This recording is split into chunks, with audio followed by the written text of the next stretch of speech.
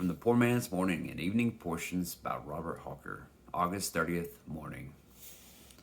And thou shalt remember that thou wast a bondman in the land of Egypt, and the Lord thy God redeemed thee. Deuteronomy 15:15.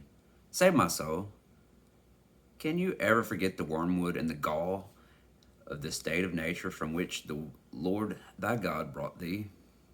Figure to thyself the most horrid state of captivity which the world ever knew, and what could be the whole, bounded as it must be by the short period of human life, compared to the everlasting vassalage of sin and Satan, in which thou didst lay when Jesus passed by and brought thee out? No galley slave chained to the oar could equal thy misery, bound with the chain of sin.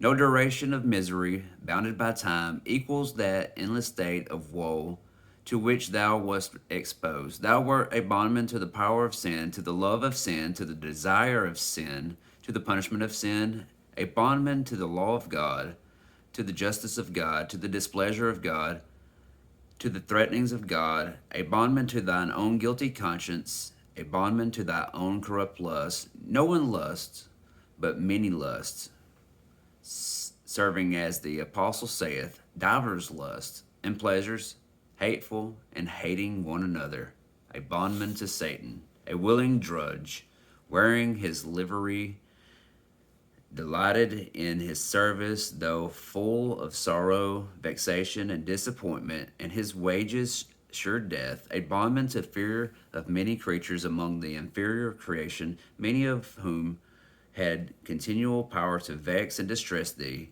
a bondman to the fear of death, hell, and a judgment to come. Was this thy state, my soul, by nature and by practice?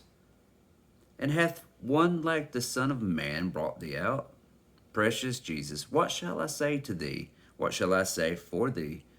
What shall I render to the Lord for all the mercies he has done to me and for me? And dost thou, Lord, that I remember that bondage and thy redemption? Oh, may my tongue cleave to the roof of my mouth if I ever forget thee, thou author of all my joy and all my happiness. Nay, if I do not remember thee, and prefer thy love more than wine, in life and death and to all eternity, may my soul hang upon thee as the bee upon the flower, and let the fragrancy of thy name be as ointment poured forth.